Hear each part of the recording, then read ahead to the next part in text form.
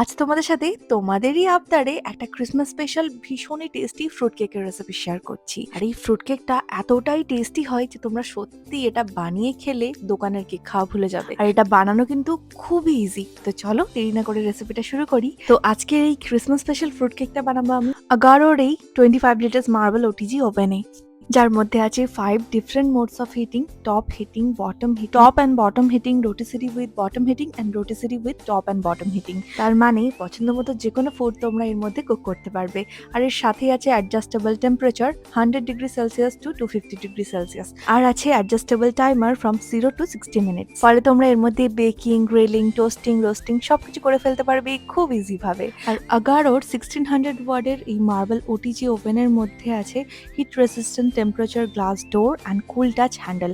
আর এর সাথেই আছে একটা গ্রিলিং র্যাক, আছে একটা বেক প্যান যার মধ্যে তোমরা বেকিং করতে পারবে, আর আছে একটা রোটিসিরি রড উইথ ফোক, আর আছে একটা ট্রে হ্যান্ডেল, আর আছে একটা রোটিসিরি হ্যান্ডেল। আর এর সাথেই আছে একটা ইউজার ম্যানুয়াল। আর 25 লিটার ক্যাপাসিটি আগারোর এই মার্বেল ওটিজি ওভেনের মধ্যে 4টে হিটিং রড আছে, দুটো উপরে দুটো নিচে, আর আছে একটা চেম্বার লাইট। তবে এই ওভেনটাকে প্রতিবার ইউজ করার আগে কিন্তু 10 থেকে 12 মিনিট প্রিহিট করে নিলেই বেটার রেজাল্ট আসবে। তো আজকের এই ওভেনের মধ্যে বানাচ্ছি আমি ফ্রুট কেক। তার জন্য আমি প্রথমেই ড্রাই ফ্রুটস গুলোকে সোক করব অরেঞ্জ জুসের মধ্যে। আমি এখানে 1 থেকে 2 ঘন্টার জন্য সোক করছি। তোমরা চাইলে এটা ওভারনাইট করতে পারো, সেটাও বেশ ভালো হবে। এবার আসি নেক্সট স্টেপে, সেটা হলো এই কেক টিনটাকে গ্রিস করা। অয়েল বা বাটার যে কোনো একটা দিয়ে তোমরা গ্রিস করতে পারো। আমি এখানে অয়েল দিয়ে ব্রাশ করে নিয়েছি, আর দিয়ে দিয়েছি একটা বাটার পেপার, তার উপর থেকে আবার একটু অয়েল ব্রাশ করে দিয়েছি। এবার করবো আমি ওভেনটাকে প্রিহিট। তার জন্য আমি টপ অ্যান্ড বটম হিটিং মোডটাকে অন করে দিয়েছি। টেম্পারেচার রেখেছি 180 ডিগ্রি সেলসিয়াসে, আর 10 মিনিটের জন্য এটাকে আমি প্রিহিট করবো। এবার একটা বোলের মধ্যে আমি নিয়ে নিচ্ছি দুটো ডিম। ডিমের মধ্যে দিয়ে দেবো 1 কাপের মতো ব্রাউন সুগার, তোমরা নর্মাল চিনি দিয়েও এটা করতে পারো। আর দিয়ে দিচ্ছি 1 চামচের মধ্যে একটু ভ্যানিলা এসেন্স। এবার ভালো করে এটাকে মিক্স করবো।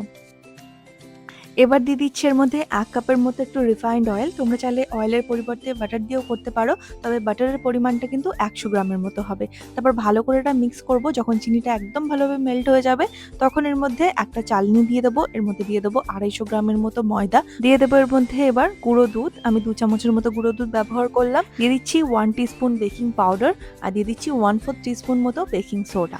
এবার এই চালনির সাহায্যে সমস্ত উপকরণটাকে ভালোভাবে চেলে নেব। তো কেকের সমস্ত উপকরণ চালা হয়ে গেছে। এবার চলো এটাকে ভালোভাবে মিক্স করে নিই।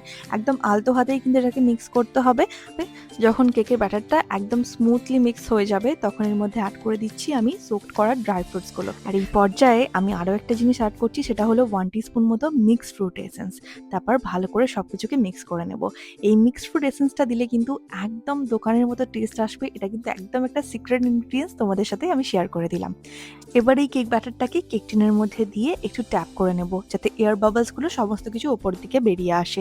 এবার এই কেক ব্যাটারের ওপর থেকে দিয়ে দিচ্ছি কিছু টুটি ফুটি, কিছু নাটস, কিছু ড্রাই ফ্রুটস, আর দিয়ে দিচ্ছি একটু চেরি, মানে সাজানোর জন্য পছন্দ মতো যে কোনো উপকরণের মধ্যে অ্যাড করতে পারো ওপর থেকে। তো কেক তো আমাদের সাজানো হয়ে গেছে। এবার এটাকে বেক করে নেওয়ার পালা। আমি এখানে ওভেনটাকে আগে থেকেই প্রিহিট করতে রেখেছিলাম 180 ডিগ্রি সেলসিয়াসে 10 থেকে 12 মিনিটের জন্য। এবার এটাকে আমি বেক করব 180 ডিগ্রি সেলসিয়াসে 30 থেকে 35 মিনিটের জন্য। তার মধ্যেই আমাদের কেকটা একদম রেডি হয়ে যাবে। আর আগারোর এই মার্বেল ওটিজি ওভেনের মধ্যে কেক বেকিং, গ্রিলিং, টোস্টিং সবকিছুই কিন্তু খুব ফাস্ট করে ফেলতে পারবে। তো আমাদের এখানে কেক কিন্তু অলমোস্ট রেডি হয়ে গেছে। আর এই যে বেল সাউন্ড যা বুঝিয়ে দেবে ইয়োর ফুড ইজ রেডি। তো দেখতেই পাচ্ছ আমাদের কেকটা কিন্তু কত সুন্দরভাবে বেক হয়েছে। উপর থেকে নাইস একটা ব্রাউন কালার এসেছে। আর এটা কাঠি দিয়ে চেক করে নিচ্ছি, একদমই পারফেক্টলি কুক হয়েছে। চলো এবার এটাকে আমরা কিছুক্ষণের জন্য ঠান্ডা হতে দেবো। যখন এটা কমপ্লিটলি ঠান্ডা হয়ে যাবে, তখন এটাকে ডিমোল্ড করে নেওয়ার পালা। আর এই কেকটা বানালে তোমরা বুঝতে পারবে কেকটার মধ্যে এত সুন্দর একটা নাইস স্মেল আসে, যা সত্যি দুর্দান্ত। তার জন্য কেকটা কিন্তু অবশ্যই বানাতে হবে। তো দেখো আমি এখানে ডিমোল্ড করে নিয়েছি। এবার কেকটাকে কেটে নেওয়ার পালা। এই ফ্রুট কেকটা এতটাই টেস্টি হয় যে এটা একবার বানালেই তোমরা বাইরের কেক খাওয়া ভুলে যাবে, এটা আমার গ্যারান্টি। তার জন্য এই ক্রিসমাসে কেকটা ঝটপট বানিয়ে ফেলো। তো দেখতেই পাচ্ছ কেকটা কতটা সফট হয়েছে। আর এটা চাইলে তোমরা ব্রাউন সুগারের পরিবর্তে নর্মাল চিনি দিয়েও করতে পারো, তবে আমি রেকমেন্ড করবো এটা ব্রাউন সুগার দিয়েই বানাও, ভীষণ ভালো হবে। তো আমাদের কেক তো বানানো হয়ে গেছে। এবার ওভেনটাকে ক্লিনিং করার পালা। তার জন্য ওভেনটাকে কমপ্লিটলি ঠান্ডা হতে দেবো। ওভেনটা ইউজ করার পরই কিন্তু এটাকে একদমই ক্লিন করা যাবে না, কারণ হিটিং রডগুলো অনেকক্ষণ পর্যন্ত গরম থাকে। যখন এটা পুরোপুরি ঠান্ডা হয়ে যাবে, তখন এটাকে পরিষ্কার কাপড়ের সাহায্যে মুছে নেব। আর এই যে গ্রিলিং ট্রেটা আর গ্রিলিং র্যাকটাকে পরিষ্কার জল দিয়ে ধুয়ে পরিষ্কার কাপড় কাপড়ের সাহায্যে প্যাড ড্রাই করে নেব। ব্যাস আমাদের ওভেনটা ক্লিন হয়ে যাবে। তো তোমরা যদি আগারোর এই ওটিজি ওভেনটা বাই করতে চাও তার জন্য ডেসক্রিপশন বক্সে আমি লিঙ্ক অ্যাড করে দিলাম, সেখান থেকে ডিরেক্টলি নিয়ে নিতে পারো। তাহলে আজকে ভিডিওটা এইটুকুই, দেখা হবে আবারও কাল নতুন রেসিপি নিয়ে। টাটা।